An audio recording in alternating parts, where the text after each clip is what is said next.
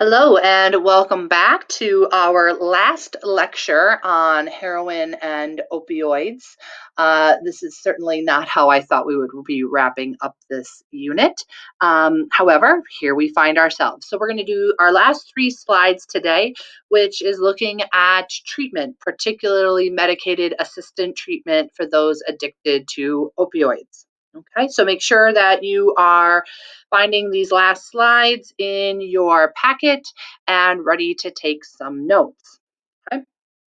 So traditionally, anticholinergic drugs like belladonna were used to treat opioid dependence. Okay, so there has always been a move in some form to try to use medication to help opioid addiction. Because remember, like we started at the beginning of this unit, there has been addiction around for centuries related to this drug. The goal in this in with using belladonna or other types of drugs like this was to produce a state of delirium, essentially getting a out of body experience for several days so that the dependent person could avoid experiencing the withdrawal. Their body would still go through the withdrawal, but if you could help them to remove themselves from the physicalness of that experience, it would get them through the withdrawal. However, in recent years, there has been a movement to what is called rapid opioid detoxification. In this process, a person who is addicted is anesthetized, so given some level of anesthesia and given an opioid antagonist like naloxone, which immediately puts them into withdrawal. So this would mean that before you go to treatment, this would be a process that you would go through in a medical facility that is typically called a detox facility. And their only job is to help you through that detox period. So it's not a recovery system, it's simply there to help make you physically comfortable as you go through this detoxification process and get over the immediate withdrawals of opioid addiction. A person is then going to be released after about 24 hours from a detox situation, and then that's when they're going to enter a period of counseling while continuing to take an opioid antagonist. So, this is where you're going to be entering into a position where then you go into treatment. So, the first detox is just to get you physically over the hump of withdrawal, and then you go into a 30, 60, 90-day program where you work through the larger underlying issues to drug use. There are criticisms of this approach. There are some people who push back against this, and that they say that there are medical risks that are associated with going through a rapid withdrawal process, and that if you just push somebody through rapid detoxification, but you don't also help the underlining behavioral or psychosocial aftercare elements, if you don't give them the therapy and the tools that they need, um, that this is not going to be a long-term fix for addiction. All right, into detoxification. Medications are going to be given to reduce withdrawal symptoms. Again, those symptoms that come with detoxing, withdrawals. It's like the very worst flu you've ever had. So you'll be given medication that will help you to withstand these symptoms, like nausea, vomiting, diarrhea, aches and pains. So essentially, trying to make you as comfortable as possible while experiencing these symptoms. You might also be given buprenorphine, which is a partial opioid antagonist with a long duration of action. So you would be given this, and it would also help to block those opioid receptors to help lower the cravings. Once you're through detox, you go into what is called a maintenance phase. Oftentimes, like we've heard of in the videos, people talk about methadone. Methadone is a powerful pain uh, pain medication, also based as an opioid. However, this one you take once in a day, and it has long-lasting effects. So the idea with methadone maintenance is that you can use it to treat opioid dependence by allowing people to stay out of withdrawal. Many continue for months or maybe even into years. As you slowly drop the methadone dose, you wean people off of methadone over time as their body and their brain is allowed to heal. There's less data available on more recently approved buprenorphine maintenance. Buprenorphine is what you are going to see people would more likely like to use. However, it is more expensive. Naloxone, we've talked about that, is the short-acting opioid antagonist, is used to treat that immediate overdose. We have spoken about that. And then there's naltrexone, which is a long-acting opioid antagonist, is approved for treating opioid dependence. So it's like naloxone, but it lasts longer. It has been shown to be highly effective, but it's only appropriate for very highly motivated individuals. They're looking at a once per month form that you would maybe take once a month, and then it would help to block your ability to get high off of opioids. And initial findings are promising. For some people, there is a pushback of why do you use medication, opioids, to fix other opioids?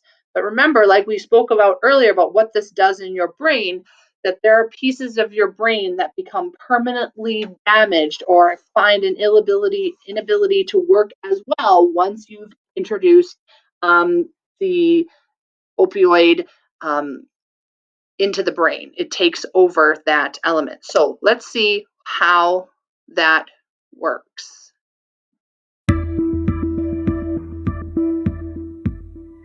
It seems like a paradox. Most doctors agree that the best way to treat opioid addiction is with other opioids. How can that be? The answer tells us a lot about the addiction that's driving the opioid epidemic, which killed 33,000 people in 2015.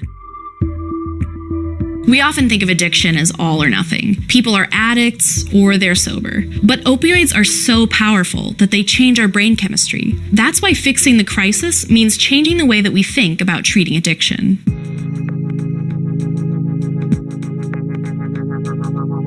Opioid is a term for drugs that bind to proteins called opioid receptors in certain cells. The binding stimulates the brain's reward system, and that releases dopamine. When you start taking opioids, this can produce a euphoric feeling and leaves your brain wanting more dopamine. At the same time, opioids slow down many of your body's processes, which is why overdoses can be fatal.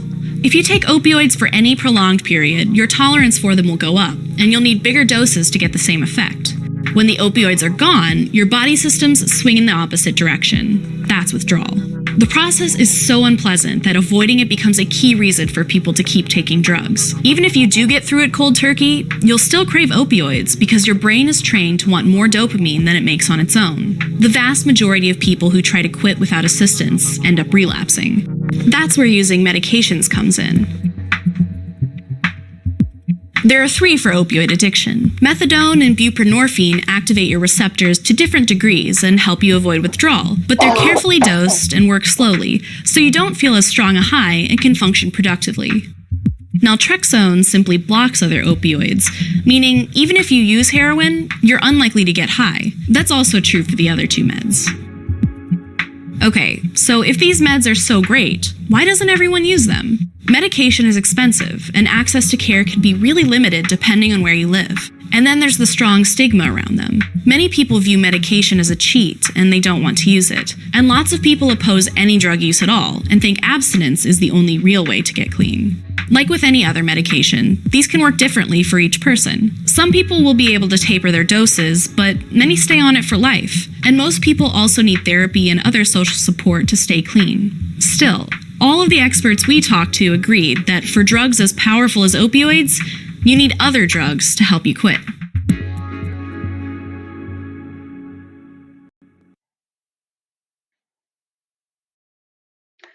So, as you can see, this can be a very complicated situation, not just in the immediate of people getting clean, but this has the potential to be a lifelong issue that people will need support to continue being clean and sober. But some are able to do it, and those are we are people that we should celebrate. So we're going to return to the story now of Jason Amaral. This is the gentleman we were introduced to in the last lecture, and see what how he is doing 6 months into his recovery. And you've been clean for how long? It's been a little over 6 months, so 6 months and a week and a half, I'd say. Congratulations. Yeah, right around there. Thank you. What type of physical changes have you witnessed? Especially externally, because you do look like you picked up a little weight. Yeah, well, I mean, I was a lot skinnier. Yeah, no, absolutely. I was a lot skinnier before. I mean, I didn't really eat, you know what I mean? All my money went to drugs, and, like, I didn't have much time to, like, eat food, and if I did, it was a quick, like, hamburger at McDonald's. Have you lost friends since then? Over the past couple of months? Yeah, it seems, I don't know, it seems like more people even dying, like, in the past few months than, like, before, and before it was a lot. As a result of overdoses? Yeah, as a result of drug overdoses, yeah, I mean, it's just crazy, yeah, a lot of people are dying, like, a lot of my friends have died. A few, like, real close friends have died in the past few months. How many would you say?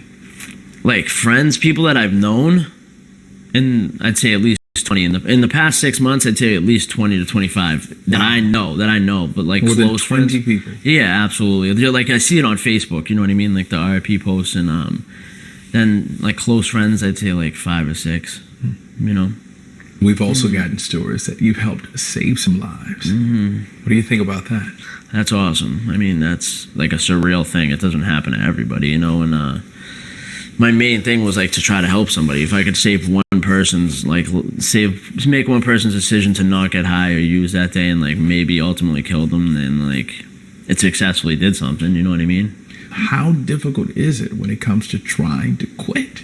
I don't even know. It's just very complicated. But to stop getting high is like one of the hardest things I've ever done. To physically withdraw from drugs for me is probably the hardest thing I've ever done in my life. And then to stay clean, like mentally, because that's all you think about for a little while after the detox, is like 80, I'd say 95% of addicts don't, like, when they were 8 years old, their goal wasn't to start shooting heroin, rob stores, rob banks, like, you know what I mean? That wasn't their goal. And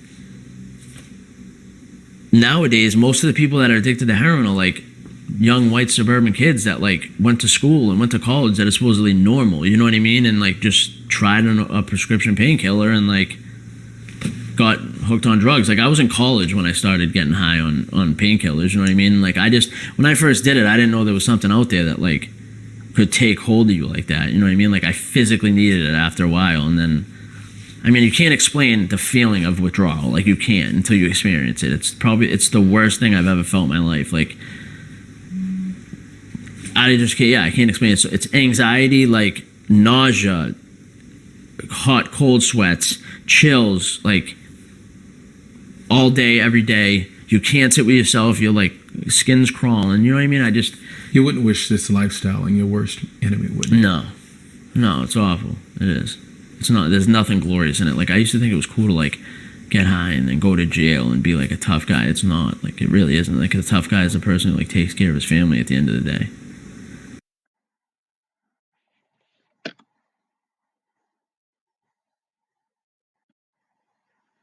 And you've been clean for how long? It's been a little over 6 months. So, as you can see, as we've researched and looked at this larger, complex issue, that it touches all the lives of so many people and many people that you wouldn't have expected. And that a whole idea of a sociological problem entering from outside of your bubble into your bubble and helping you to understand it with greater understanding, empathy, and compassion. So, hopefully, our walk through this issue has helped with that.